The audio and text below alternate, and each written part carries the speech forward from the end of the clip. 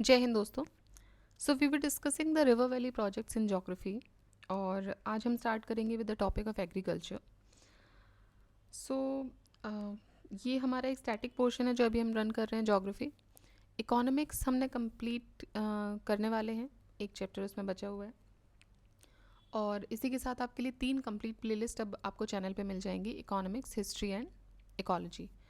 Geography, we are running with it. We'll start with yet another घटना चक्र just after geography, economics.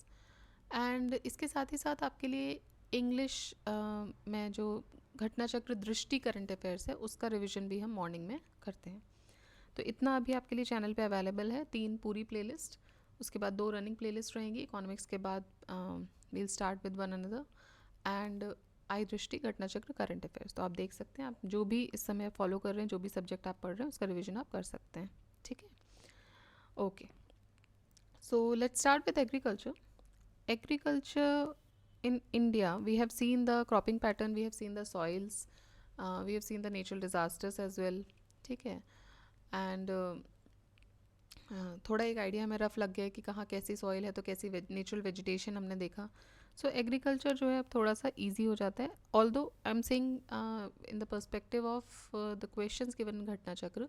आपने अपना static portion की तैयारी ऑलरेडी की होगी, अभी हम ये मान के चल रहे हैं, बिकॉज हमने जब से स्टार्ट किया हम सिर्फ रिविजन मोड पे, क्विक रिविजन हम सारे घटना चक्र का ले रहे हैं। ठीक है, सो यहाँ पे आप ये एक्सपेक्ट मत कीजिएगा कि बहुत ज़्यादा एलैबोरेटिव जाएंगे, अदरवाइज घटना चक्र में क्या होगा, एलैबोरेशन कर सकते हैं बट उसके लिए टाइम चाहिए, उसके लिए पहले मैं ये क्विक रिवीजन वाला मोड में नहीं हम रह सकते हैं उसके लिए। ठीक, तो वो जब हम पूरा पूरा चैप्टर जो फर्दर हम फ्यूचर में कुछ चीज़ें लेने वाले हैं तब हम पूरा जो सब्जेक्ट सारे कवर करेंगे, then we will cover all this. तो अभी सिर्फ हम एक क्विक रिवीजन के मोड में हैं। अभी मैं ये मान के चल रही हूँ कि आप सबकी तैयारी हो गई है, बस आप एक रिवीजन वाले जो संदर्भ में आप अभी काम कर रहे हैं, रिवीजन मोड में आप चल रहे हैं। ठीक है, चलिए सो स्टार्ट करते हैं फर्स्ट क्वेश्चन के साथ। How is permaculture farming different from conventional chemical farming. ठीक, permaculture farming conventional chemical farming से अलग कैसे है। Permaculture farming it discourages monocultural practices, but in conventional chemical farming monocultural practices are predominant. ठीक है, तो पर्माकल्चर फार्मिंग जो है वो मोनोकल्चरल प्रैक्टिसेस को डिस्करेज कर, मोनोकल्चर मतलब एक तरीके की हम कोई फसल उगा रहे हैं, बट कन्वेंशनल केमिकल फार्मिंग जो होती है वो उसमें मोनोकल्चरल प्रैक्टिसेस जो होती हैं प्रीडोमिनेंट होती हैं। लेट्स से कि कहीं ज्वार उग रहा है तो जनरली कोशिश की जाती है कि उसी से मतलब सेम टाइप ऑफ क्रॉप्स या मिलती जुलती क्रॉप्स ही वहाँ पर उस लैंड में उगाई जाएँ। कन्वेंशनल केमिकल फार्मिंग जो है it can increase in soil salinity, but occurrence of such phenomena is not observed in permaculture farming.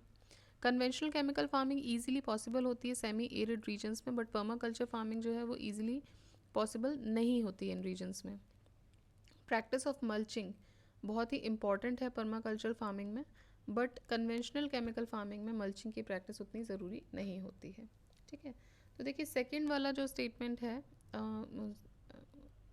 Sorry third वाला जो स्टेटमेंट है, chemical conventional farming easily possible है सेमी एरिड एरियाज में, but permaculture नहीं है, ये स्टेटमेंट गलत है, बाकी सारे स्टेटमेंट सही है। Method of agriculture which takes more use of resources of nature without misusing और polluting it can be used as, can be called as sustainable farming, and isi in this agriculture is done by adopting the soil, water and naturally made manure, and for its conservation crop rotation covering the soil under mulching method etc is used. This is known as permaculture. So statement 1 to 4 सही हो रहे हैं, statement effective होता है dry arid regions में भी, तो जो statement 3 है वो गलत हो जाता है। What is the advantage or advantages of zero tillage agriculture in zero tillage farming in agriculture? So sowing of wheat is possible without burning the residue of crops. ठीक है, जीरो टिलेज की बात कर रहे हैं तो बर्निंग की ज़रूरत नहीं है, वहीं पे आप सो कर सकते हो। Without the need for nursery of rice sapling direct planting of paddy seeds in the wait soil is possible. ठीक है, अब आपको राइस सैपलिंग का पता ही होगा कि पहले उसको बोया जाता है फील्ड में, फिर पानी भरा जाता है, फिर उसमें सैपलिंग्स उगती हैं, फिर उन सैपलिंग्स को निकाल के एक एक सैपलिंग को फिर किया जाता है। लेबर इंटेंसिव काम भी आपने अगर देखा हो कि एक एक सैपलिंग फिर इकट्ठी करके जो फार्मर्स या लेबरर्स होते हैं वो उसमें खेत में बो रहे होते हैं। ठीक है, तो वो ज़रूरत नहीं है, मतलब नर्सरी नहीं की जाती राइस सैपलिंग की नहीं। अदरवाइज़ क्या होता है, ट्रेडिशनल मेथड क्या है, पहले राइस सैपलिंग की नर्सरी की जाती है, उस नर्सरी के बाद फिर फॉलोअप होता है आगे। Third is carbon sequestration in the soil is possible. True, carbon sequestration भी पॉसिबल होता है। सो जीरो टिलेज जो होती है, इट इज़ द प्रोसेस जहाँ पे crop seed will be sown directly through drillers. उसमें प्रायर लैंड प्रिपरेशन की ज़रूरत नहीं होती, आपको गुड़ाई बुवाई वो सब नहीं करनी होती है। And thus avoiding the disturbing the soil where previous crop stubbles are present. तो जो पहले के जो स्टबल्स है, लेट से कि जो गेहूँ हैं उनको आपने काटा तो उसके जो खड़े रह जाते हैं जो भी स्टबल्स हैं, उनको छेड़ने की ज़रूरत नहीं होती। Zero tillage and direct seed rice is it not only enable the sowing of wheat crops without burning of crop residue but also it save water by doing away with transplanting operations in paddy.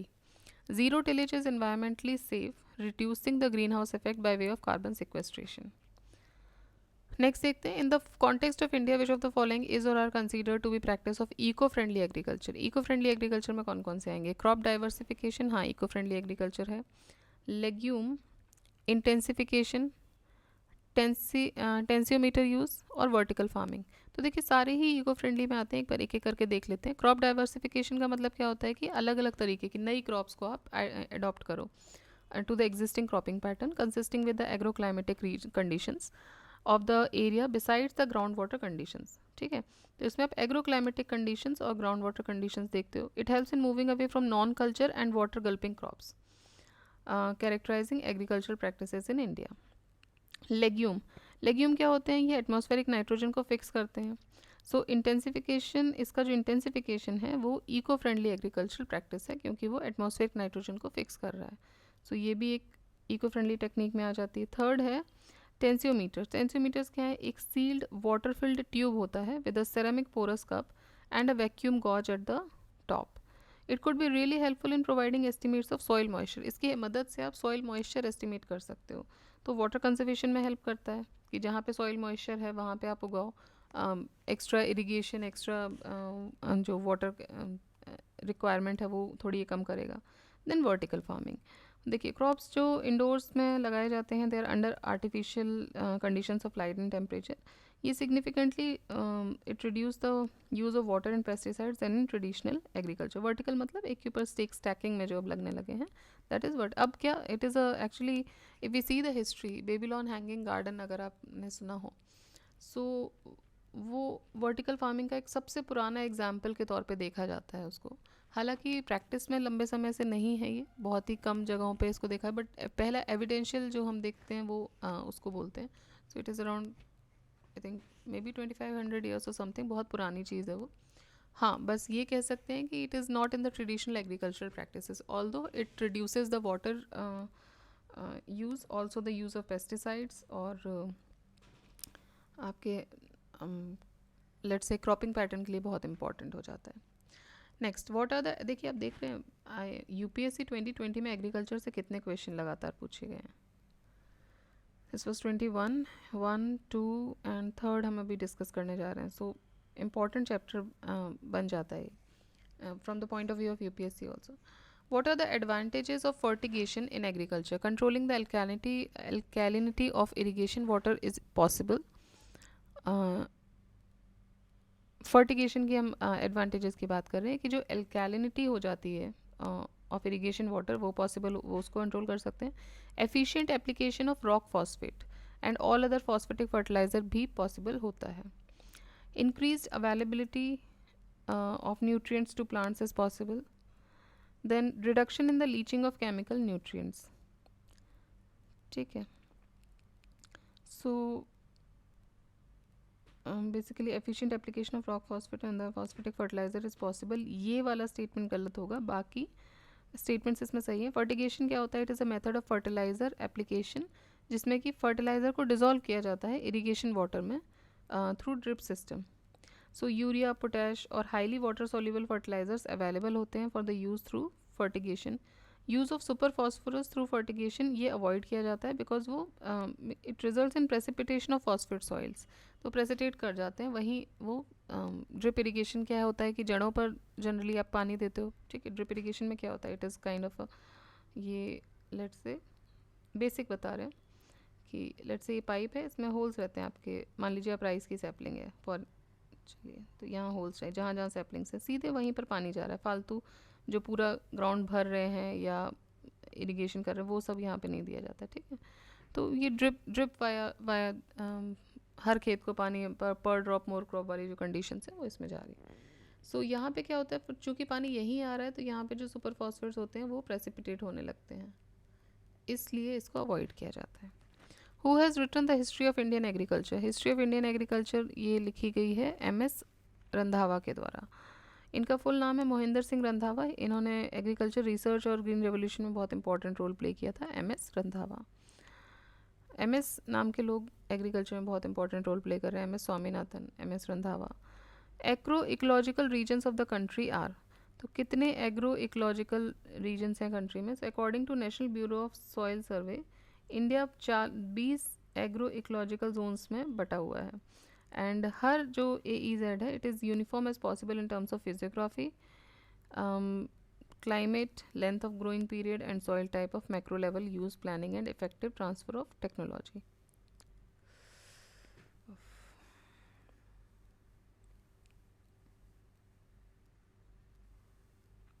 One second. By and then ये problem कभी ना कभी होती ही रहती है, right?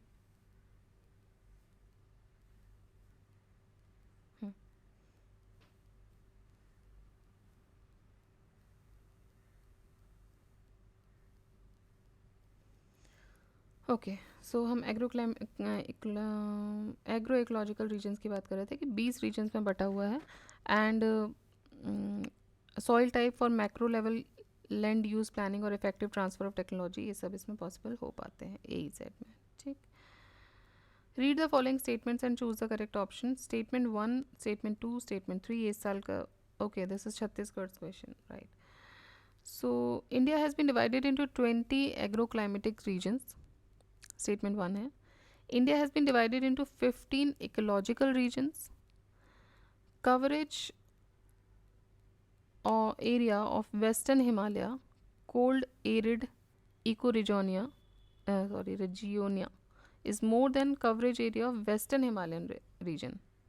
Okay, ये बोल रहे हैं coverage area of western Himalayan cold arid ecoregion is more than coverage of area of western Himalayan region. So इसमें आपको बताना है कि 3 स्टेटमेंट में है, स्टेटमेंट 1 एंड 2, स्टेटमेंट 1, 2 एंड 3 तीनों करेक्ट हैं, तीनों इनकरेक्ट हैं, सिर्फ स्टेटमेंट 1 एंड 2 करेक्ट हैं, या ओनली स्टेटमेंट 1 करेक्ट है, या मोर देन 1 और नन। सो आंसर है इसका बी, एक भी सही नहीं है। For resource development the country has been divided into 15 agro climatic regions, और इकोलॉजिकल रीजन्स अभी हमने ऊपर पढ़े 20 हैं।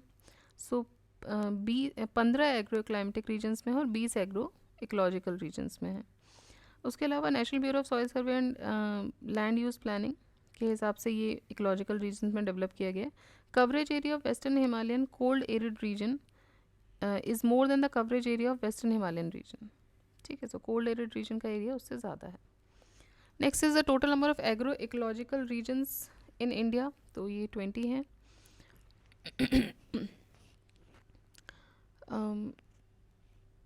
एग्रो इकोलॉजिकल जोन एक यूनिफॉर्म जोन होती है in terms of physiography, climate, length of growing period, soil type of macro level land use planning, effective transfer of technology, इन सब के टर्म्स में।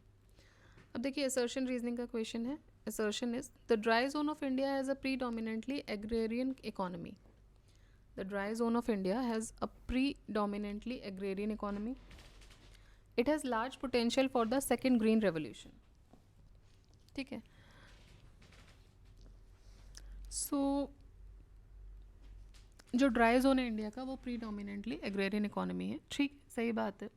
It has large potential for second green revolution, वो भी ठीक है, लेकिन ये इसको एक्सप्लेन नहीं कर रहा है। इसकी वजह से, पोटेंशियल होने की वजह से यहाँ पर प्रीडोमिनेंसी नहीं है एग्रेरियन इकोनॉमी की। सो देखिए ग्रीन रेवोल्यूशन लाया जा सकता है ड्राई जोन्स में by providing irrigation facilities. Agriculture is the base for economy of these areas. Next देखते हैं in the context of food and nutritional security of India, enhancing the seed replacement rate of various crops in achieving the food production targets of the future. But what is the constraint or constraints in its wider, greater implementation? So, देखिए, there is no national seed policy in place. गलत है, 2002 में आई थी. There is no participation of private sector seed companies in the supply of quality seeds of vegetables and planting materials of horticulture crops. ये भी गलत है. Private sector का पूरा पार्टिसिपेशन इसमें देखने को मिलता है. हाई जो हाई वेराइटी सीड्स हैं, हाई यील्डिंग सीड्स हैं, गुड क्वालिटी क्रॉप्स हैं, वो यही कंपनीज जनरली रन कर रही हैं.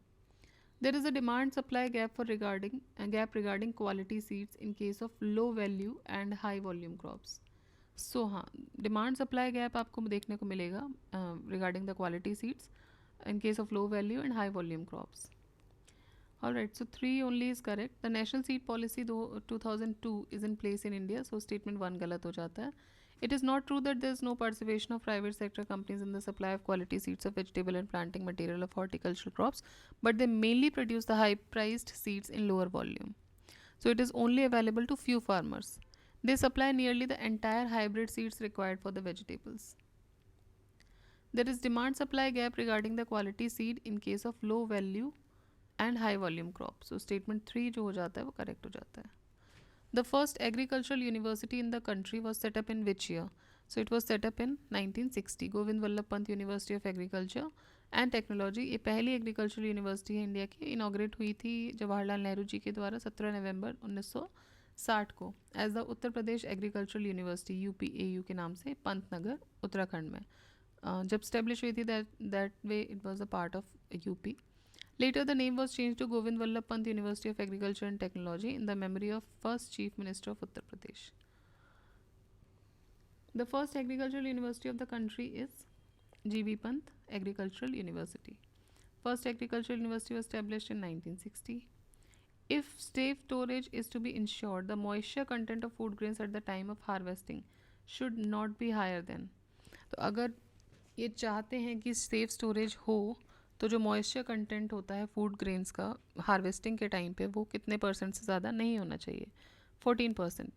तो फाओ के स्टैंडर्ड्स के हिसाब से सेफ स्टोरेज के लिए कि उसमें फंगस ना हो, उसमें किसी तरह की बीमारियां ना लगें, तो जो मॉइस्चर कंटेंट होता है फूड ग्रेन्स का हार्वेस्टिंग के टाइम पे वो 14% से ज़्यादा नहीं होना चाहिए. दैट मीन्स हार्वेस्टिंग से जस्ट पहले बहुत ज़्यादा इरीगेशन पानी वानी उसमें नहीं लगाना होता है. The approximate representation of land use classification in India is approximate representation of land use classification. So net zone area 47% था, ये 2010 का क्वेश्चन है. फॉरेस्ट 23 था एंड अदर एरियाज 30% में थे 2009-10 के हिसाब से. ठीक है.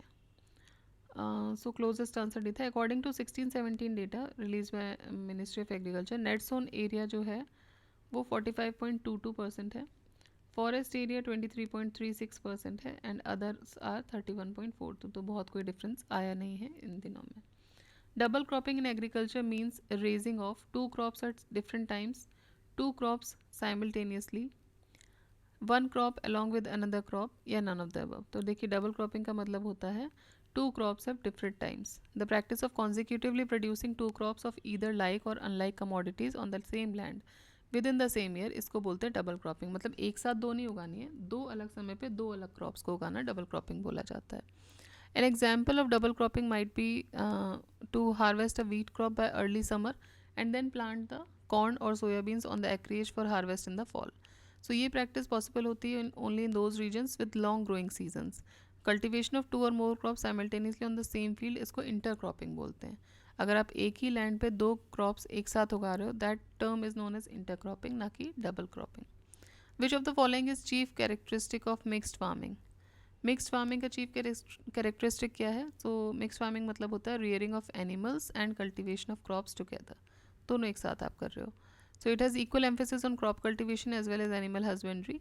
क्रॉप रोटेशन एंड इंटरक्रॉपिंग ये एक इंपॉर्टेंट रोल प्ले करते हैं सॉइल फर्टिलिटी को मेंटेन करने के लिए. एंड एनिमल्स जैसे कि शीप, कैटल, पिग्स, पोल्ट्री ये मेन इनकम भी प्रोवाइड करते हैं along with the crops. Mixed farming consist of several crops and also rearing of animals. In the given states, leaving dash state percentage of agriculture land is excessive. तो सिक्किम में छोड़ के बाकी जगह percentage of agricultural land बहुत excessive है। सिक्किम एक हिली स्टेट है नॉर्थ ईस्ट में, and most of its part are covered by the forest, जिसमें से एक्चुअल जो टोटल लैंड है लेस देन 10% पार्ट एग्रीकल्चर के लिए अवेलेबल है। According to the IMO data 2018 annual rain in Sikkim is 3105.2 millimetre. On the contrary Punjab, Haryana, Uttar Pradesh leading producers हैं crops के। Which of the following is not a characteristic of Indian agriculture? Over dependence on nature ये है, क्योंकि हम पानी के लिए wait करते हैं, सॉइल जो नेचुरल वेजिटेशन है उस पर डिपेंड करती है। लो लेवल ऑफ प्रोडक्टिविटी भी है। क्रॉप डाइवर्सिटी भी देखने को मिलती है in different regions.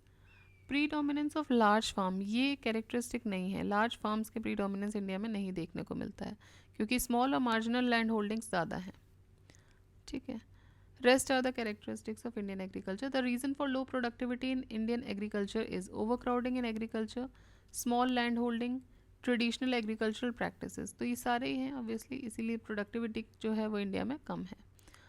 Which of the following is the pathway to increase the productivity in agriculture? Efficient irrigation, quality seeds, use of pesticides, use of fertilisers. देखिए सारे ही हैं, ऑल्दो अब ये इन चीज़ों पे थोड़ा काम किया जा रहा है कि हम दोबारा से नेचुरल फार्मिंग की तरफ आएँ, because use of pesticides and fertilisers ने कहीं ना कहीं, क्वालिटी सीड्स ने कहीं ना कहीं हमको प्रोडक्टिविटी तो बढ़ाई है, लेकिन खाने की क्वालिटी जो है, the quality of vegetables and fruits वो ख़राब कर दिया है, because the many diseases are being propping up and growing up right now these days, और ये इसी वजह से हो रहे हैं। तो अब कोशिश ये हो रही है कि दोबारा से पीछे आया जाए। लेट्स से बेसिकली हम क्या बोल सकते हैं उसको, कि प्रोडक्टिविटी बढ़ाने के लिए ट्रेडिशनल एग्रीकल्चरल प्रैक्टिसेस से हट के हम एडवांस्ड एग्रीकल्चरल प्रैक्टिसेस पे जाएं, लेकिन कोशिश ये रहे कि ऑर्गेनिक चीज़ों का इस्तेमाल हो। Next, assertion reason, green revolution technology played a crucial role in gradually transforming the traditional agriculture into a modern scientific one. It did not involve much of social and environmental cost. So बहुत ज़्यादा social environmental cost involved नहीं है इसमें। ठीक है, ऐसा ही मतलब reason दे रहे हैं। सो देखिए, R is not the correct explanation for A. Green revolution technology ने क्रूशियल रोल प्ले किया है ट्रेडिशनल एग्रीकल्चरल प्रैक्टिस को मॉडर्न साइंटिफिक एग्रीकल्चर में चेंज करने में, with the use of irrigation, specialised seeds, fertiliser, pesticides, machinery. So assertion तो सही है। Green revolution does not involve social and environmental cost. Its success was due to a combination of high rates of investment in crop research, infrastructure, etc. Environmental cost widely recognized की जाती है as a potential threat for long term sustainability. So reason भी सही है, but इसको explain नहीं कर रहा है। Which of the following is not the reason for low productivity in Indian agriculture? Not the reason पूछ रहे हैं, ध्यान दीजिएगा। Pressure of population of the land, ये तो है, ये कम प्रोडक्टिविटी का रीज़न है। एक ही लैंड पे बहुत ज़्यादा जनरेट करने का, बहुत ज़्यादा प्रोड्यूस करने का प्रेशर है। डिस्गाइज्ड अनएम्प्लॉयमेंट भी है, disguised unemployment for low productivity in agriculture. Okay, then cooperative farming. एक कोऑपरेटिव फार्मिंग लो प्रोडक्टिविटी का रीज़न नहीं है, स्मॉल लैंड होल्डिंग ये है। So pressure of the population on land, disguised unemployment and small land holding, ये सब reasons हैं low productivity के। जबकि cooperative farming it is one of the means of development of agriculture. इस farming में क्या होता है कि each member farmer is the owner of its land, but farming जो होती है वो जॉइंटली की जाती है एंड प्रॉफिट को डिस्ट्रीब्यूट किया जाता है among the member farmers. The average size of operational holdings in India is largest in, so ये एवरेज साइज लार्जेस्ट है राजस्थान में, इसके बाद महाराष्ट्र, उसके बाद Uttar Pradesh. Average size of land holding. Agriculture in India is considered as a means of livelihood, profession, trade, industry. तो देखिए अभी भी फ़िलहाल it is considered as a means of livelihood. According to official, maximum manpower of India is engaged in agriculture and related areas, but contribute only fewer to total GDP. With reference to Indian agriculture, which of the following statement is correct? About 90% of the area under pulses in India is rain-fed. The share of pulses in gross cropped area at national level has doubled in the last 2 years. India accounts for 15% of the total area under rice cultivation in the world. Rice occupies 34% of the gross cropped area of India. देखिए इसमें first statement सही है, 90% area जो pulses के under है वो rain fade है. So at the time of this question, only 12.7% area under pulses agriculture had facilities of irrigation. 12-13 में जो 16% हो गया, सॉरी 11-12 में 16% हो गया था. Rest of the area under pulses cultivation rain fed होता है. सो स्टेटमेंट 1 तो हो गया almost incorrect. If you look at the agriculture of 2 decades 1990-91 से the area under pulses agriculture was 246.62 lakh hectare, whereas ये रिड्यूस हो गया 227.6 lakh hectare 2004-5 में. While at present to about 23.56% according to the FAO of the rice cultivation in the top 10 rice producing countries in the world is being done in India. Statement 2 अभी correct नहीं होगा, which says that share of pulses in the gross cropped area has doubled in the last 2 decades. India accounts for 29% of total area under rice cultivation in the world. 15 नहीं है, 9% है. Statement 3 भी गलत है. Rice occupies 23.7% of the gross cropped area of India, not 34%. The two largest consumers of chemical fertilizers in India, तो ये हैं उत्तर प्रदेश और आंध्रा. 1920 के हिसाब से 3 largest consumers of chemical fertilizers हो जाएंगे आपके यूपी, महाराष्ट्र एंड एमपी. ठीक है, सो यूपी में 5172.97 थाउजेंड टन्स केमिकल फर्टिलाइजर्स का यूज़ हो रहा है. महाराष्ट्र में 2941 और मध्य प्रदेश में 2683. So there is a huge difference between the first and second. UP में बहुत एक्सटेंसिवली केमिकल फर्टिलाइजर्स का यूज़ किया जा रहा है. In newly improved arid land the crop suitable for green manure it is lobia. So newly improved land में lobia is suitable for green manure. Which of the following green manure crop contains highest amount of nitrogen? So ये होता है cowpea में. It has the highest amount of nitrogen, 0.49% in the given green manure. Sunham, ढेंचा और ग्वार इनमें भी nitrogen content होता है बट कम कंपैरेटिवली काउपी से कम होता है. देखिए ये जो सनहैम, ढेंचा, ग्वार, ये बेसिकली इनको हम बोल रहे हैं कि हाई अमाउंट ऑफ नाइट्रोजन. ये लेट्स से फॉर एग्जांपल आपने तुअर दाल उगाई है, पल्सेस, ठीक है, तो उसके आसपास जब आप इनको करते हो तो they get the nitrogen content from this. तो ये बेसिकली इनका मतलब ग्रीन मैन्योर के तौर पे इनको यूज़ करते हैं इस तरीके से. Balanced fertilisers are use to increase the production, improve the fertiliser use efficiency, maintain the productivity of the soil, या all of the above. So it is used to increase the production, improve quality of food grains and maintain the productivity of the soil. In southern India, the area of high agricultural productivity is found in.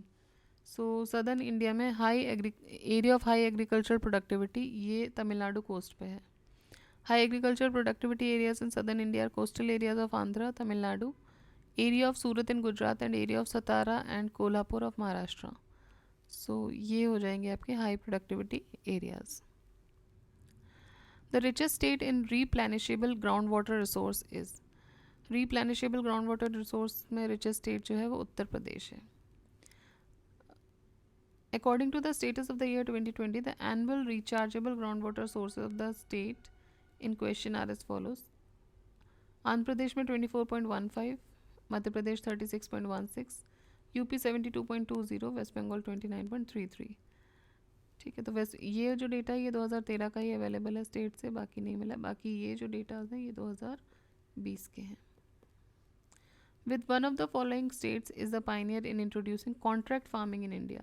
So contract farming India में जो pioneering state है वो है पंजाब, इसको शुरू करने वाला. Green agriculture involves. Green agriculture में क्या आता है? Organic farming and emphasis on horticulture. Avoiding pesticides, chemical fertilizers while focusing on horticulture and floriculture. Integrated pest management, integrated nutrient supply and integrated natural supply management. And emphasis on food crops, horticulture and floriculture. So it involves the adoption of integrated pest management, nutrient supply, scientific water management and use of inappropriate crop varieties. Which of the following is not true in respect of globalization impact on Indian agriculture? So it is climate change. ठीक है. Narasimha Rao government made major modifications in economic policy in 1991 by introducing the globalization in India. It had large impact on Indian agriculture, जो कि which included emphasis on cash crops also, growth of income inequality, reduction of subsidies, और भी बहुत सारी चीज़ें थी. So option A is not true in respect of globalization impact on Indian agriculture. Which of the following best describes the main objective of seed village concept? Seed village concept का main objective क्या है? तो इसका main objective है involving the farmers for training in quality seed production. ठीक है, तो भाई फार्मर्स को आप क्वालिटी सीड प्रोडक्शन प्रोड्यूस करने के लिए ट्रेन करो and thereby to make available quality seeds to others at the appropriate time and affordable cost. अभी क्या होता है, जैसे हमने बात की थी फर्स्ट या सेकंड क्वेश्चन में, हमने देखा था कि क्वेश्चन में ये बोल रहे थे कि प्राइवेट कंपनीज इन्वॉल्व नहीं होती. देखिए प्राइवेट कंपनीज इन्वॉल्व होती हैं, लेकिन वो बहुत ही ज़्यादा क्वालिटी सीड प्रोड्यूस करती हैं और बहुत ही कम लोगों तक वो पहुंच पाता है. बहुत for a few farmers, for a आप ये बोल सकते हो कि लार्ज लैंड होल्डिंग फार्मर्स के पास जो रिच फार्मर्स है वहीं तक पहुंच पाता है. बट जो इंडिया में जो एग्रीकल्चर है वो रिच फार्मर्स से नहीं, वो बेसिकली मार्जिनल और स्मॉल फार्मर्स से ज़्यादा चल रही है, बिकॉज वही सबसे ज़्यादा परसेंटेज भी है. जो रिच फार्मर्स का परसेंटेज है वो कंपैरेटिवली कम है, और होता भी है तो वो कॉन्ट्रैक्ट फार्मिंग्स वगैरह पे हो रही हैं. एनीवेज, तो वो जो प्राइवेट सेक्टर्स है जो प्रोवाइड कर रहे हैं, तो हम seed farming, seed village concept में जो कॉन्सेप्ट दिया गया था वो ये था कि फार्मर्स को, जो लोकल फार्मर्स हैं, जो छोटे फार्मर्स हैं, उनको ट्रेनिंग दिया जाए कि वो अच्छी वैरायटी की सीड्स उगाएं, जिससे कि वो और लोगों तक भी अफोर्डेबल कॉस्ट पे पहुंच पाए, इनकी भी इनकम जनरेशन हो और दूसरों को भी अफोर्डेबल कॉस्ट पे वो मिल पाए. ठीक है, नेक्स्ट इज सी, हाँ इसका एक्सप्लेनेशन देख लेते हैं. Seed village concept refers to village wherein trained group of farmers are involve in the production of crops of various seeds of various crops and cater their needs of seed themselves, fellow farmers of their village and neighboring village at affordable cost at the appropriate time. The concept क्या है? It is to increase the seed production, meet the local demands at a reasonable cost, self-sufficiency and self-reliance by a trained group of farmers. Next is egg mark. Egg mark क्या है? So egg mark is a mark of standard guarantee. Quality certification होता है egg mark agriculture field में. So it is being provided by Government of India, which is under Agricultural Produce Grading and Marking Act 1937 के अंतर्गत ये egg mark दिया जाता है. This act provides for the grading and marking of agriculture and other produce, and ये जो plan है implement किया गया है इंडिया में सिंस 1938. सो 1938 से ये एग मार्क जो है वो चल रहा है, तो पुराना चीज़ है ये. ठीक, 1938. So these were the questions of agriculture. Next अब हम देखेंगे ग्रीन रेवोल्यूशन के कल्चर. और आप देखिए कि अगर आप टारगेटेड हैं स्पेसिफिकली यूपीएससी पर भी, ठीक है, तो भी आप इस चैप्टर को नकार नहीं सकते हैं, बिकॉज यू नो एग्रीकल्चर से बहुत अच्छे लेवल के क्वेश्चंस यूपीएससी में पूछे जा रहे हैं. सो उसके लिए क्या है, आपको थरो स्टडी देखनी पड़ती है. वन लाइनर क्वेश्चंस नहीं रहेंगे. थरो स्टडी मतलब एग्रीकल्चर प्रोड्यूस हो गया, लेट्स से इस तरीके के कॉन्सेप्ट हो गए. सो योजना कुरुक्षेत्र जो मैगजीन्स आती हैं, अभी तो आपके पास टाइम नहीं होता है, बट कोशिश कीजिए कि उसका अगर आप जिस्ट पढ़ सकें. हम भी कोशिश करेंगे कि घटना चक्र जब सीरीज़ हमारी ख़त्म होगी तो इस तरह की चीज़ें भी हम लेकर आएंगे कि उसके जिस्ट जो हैं हर महीने के वो आपको प्रोवाइड किए जाएँ, बिकॉज वो it is very important when it comes to economy, agriculture, you know इस तरह की चीज़ें. उनके अलग अलग महीने में अलग अलग कॉन्सेप्ट भी निकलते हैं. कुरुक्षेत्र ऑल दो टाइम की कमी की वजह से बोला जाता है कि आप इसको स्किप भी कर सकते हैं, बिकॉज अब बहुत सारी चीज़ें अवेलेबल हो जाती हैं इंटरनेट पे, तो आपके लिए वो अगर आप नहीं भी पढ़ रहे हो तो स्किप कर सकते हैं. बट आई बिलीव कि अगर टाइम है एंड आपको लग रहा है कि ये टाइम आप कहीं और यूटिलाइज़ करना चाहते हो, ये मेरा आपके लिए एक सजेशन है, तो उसका यूटिलाइजेशन आप इन बुक्स में कर सकते हो, बिकॉज ये आपको एक बहुत ही स्टोरी फॉर्म में ये लोग अपनी बातें बताते हैं. एक आर्टिकल बहुत ही अच्छा, ये गवर्नमेंट बुक भी है, अफोर्डेबल भी है पहली चीज़, और बहुत ही स्टोरी फॉर्म में ये आपको अपना कॉन्सेप्ट रखते हैं, और यू विल एन्जॉय इट. साथ ही साथ आपको इससे बहुत सारी चीज़ें भी मिलेंगी जो आपके एग्ज़ाम में आपको हेल्पफुल रहेंगी. डेफिनेटली हेल्पफुल रहेंगी. आई एम नॉट सेइंग कि नहीं रहे, मतलब कम रहेंगी, डेफिनेटली हेल्पफुल रहेंगी. बट हाँ, उसके लिए ऑल्दो जो उसमें अवेलेबल है वो आपको हर जगह भी मिल जाएगा, but I think reading is a good habit. और अगर आप टाइम कभी आपको मिलता है और आप दिन का कुछ टाइम निकाल सकते हैं, जो इधर उधर हम जा रहे हैं, वेस्ट कर रहे हैं, तो वो टाइम आप यहाँ यूटिलाइज़ कर सकते हैं. ठीक है, चलिए. एनीवेज, सो आप लोग पढ़ते रहिए, रिवाइज़ कीजिए. ये चैप्टर भी बहुत इंपॉर्टेंट है. इसकी जो भी लेटेस्ट डेटाज़ हैं वो जो अवेलेबल हैं यहाँ पे वो तो हम कर ही रहे हैं. बाकी आप अपने लेवल पे यूपीएमपी जहाँ भी पढ़ रहे हैं, राजस्थान एग्ज़ाम है, बीपीएससी है, उसमें जो भी उनकी बुक्स में जो डेटा दिया हुआ है उस पर थोड़ा ध्यान दीजिएगा. इस तरह के कंपैरेटिव डेटाज पूछ लिए जाते हैं. ठीक. सो बहुत सारी चीज़ें तो हम एक एंड पे अभी कवर नहीं कर सकते, because I am the only one person who is leading this channel, तो इसलिए बहुत सारी चीज़ें हम कवर नहीं कर सकते, बस थोड़ी बहुत जो गाइडेंस है जो मुझे लगता है देनी चाहिए वो मैं अपने लेवल पे आपको दे देती हूँ कि भाई अभी आप पढ़ रहे हैं ऑलरेडी, जो फिजिबल है वही काम करना है। तो आप पढ़ रहे हैं तो जो भी लेटेस्ट डेटाज हैं उन पर ध्यान दीजिए। हम अभी चूँकि घटना चक्र पे फोकस हैं तो मैं बहुत ज़्यादा इधर उधर हेवायर नहीं कर सकती, इतना टाइम नहीं मिल पाता है मुझे भी। तो कोशिश कीजिए कि जो भी लेटेस्ट डेटाज हैं उन पर ध्यान दीजिए, ठीक है। लेटेस्ट डेटाज की जो लिस्ट आई है उसको देखिएगा, कंपैरिजन अपना देख लीजिएगा, अपने क्वेश्चन। और जो पीवाईक्यू करने का एक मेन मकसद ये होता है कि टाइप ऑफ क्वेश्चंस हमें पता चलते हैं। तो टाइप ऑफ क्वेश्चंस आपको समझ आ रहे हैं, स्टेट में इस चैप्टर से किस लेवल के क्वेश्चन आ सकते हैं, यूपीएससी में किस लेवल के क्वेश्चन आ सकते हैं, वो आपके लिए सामने है, ठीक है। सो रिवाइज करते रहिए, पढ़ते रहिए, सीखते रहिए। जय हिंद, जय भारत।